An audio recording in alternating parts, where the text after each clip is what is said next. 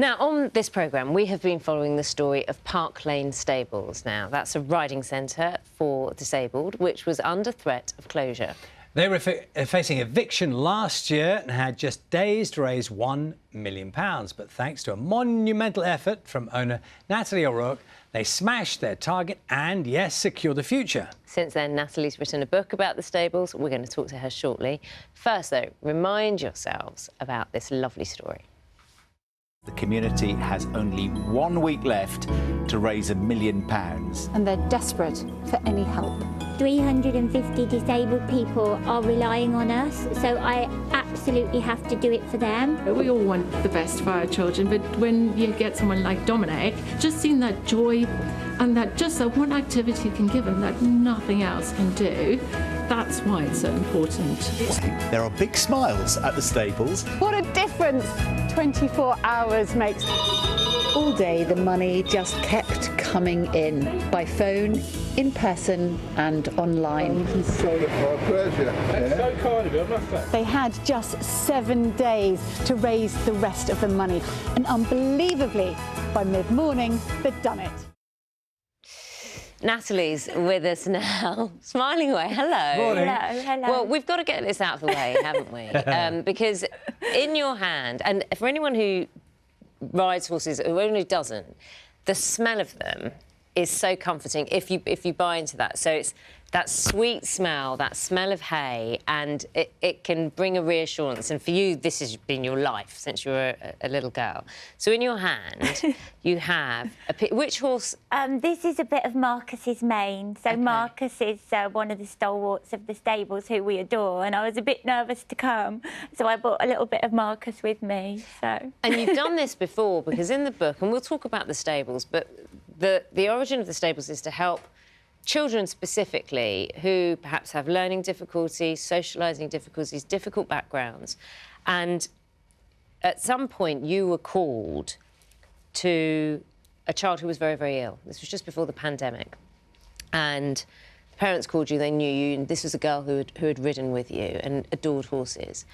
And you rushed to the hospital knowing she was very ill with a piece of hair with a piece of mane from one of the horses. Because you knew what it would mean, just that smell. If you love horses, then it's such a sensory thing, and I just thought hospitals smell a certain way, don't they?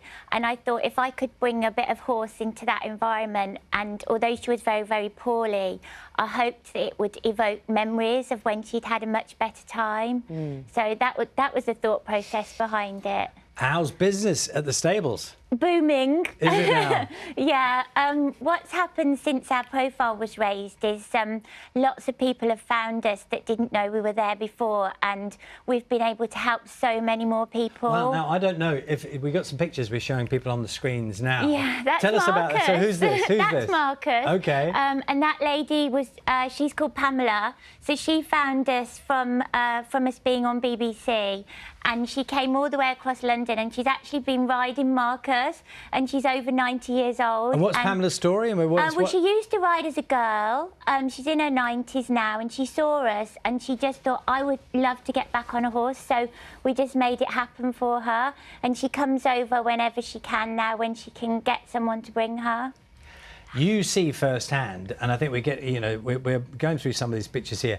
You see firsthand how much horses can change people's lives. Yeah, they're so life-changing, and I just feel so privileged and lucky to be part of that, and I get to see magic moments every single day. The horses just create so much benefits to so many. That picture we saw, was that during the pandemic when you were walking around the town?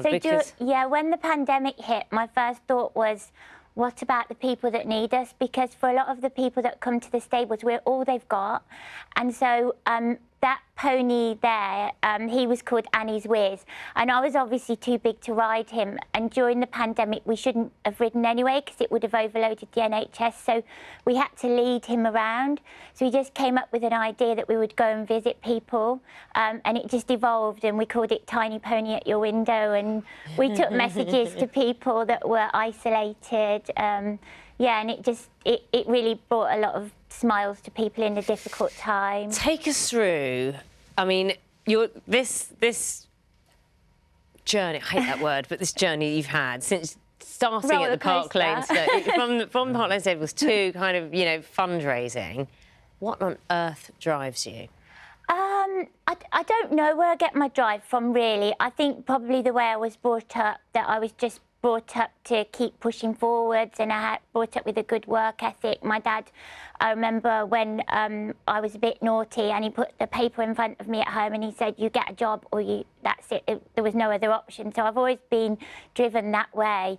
But with the stables, my passion really is for anybody and everybody to be able to access horses, and that's my drive, really, that to get the message out there that horses are for everybody and how much good they can do, because I worry that the public perception and all that people see on the TV is racing and competing. It's posh and expensive. Exactly, and it isn't. It doesn't have to be, and you can access it. Natalie, tell me, there's probably quite a lot of people watching you now who might have been some of those who might only have been a little bit of money. Yeah. Who are that lifeline. Yeah, well, I just wanted... Well, they're the heroes. They're the heroes of the story, and I just really want to thank them, because the fact that they wrote to us, they picked up the phone, they donated, that's what made it happen. I bet there was some...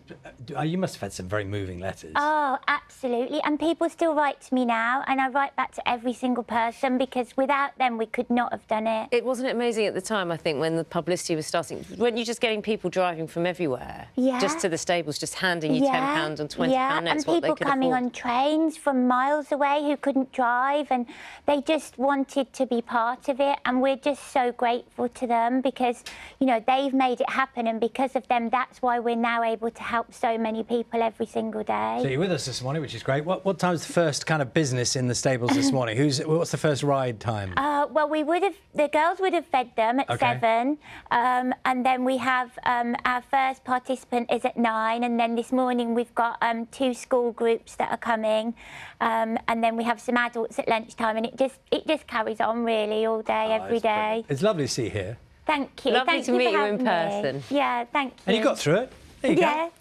All good. Thanks, Natalie. It's 8 o'clock. We'll have the headlines.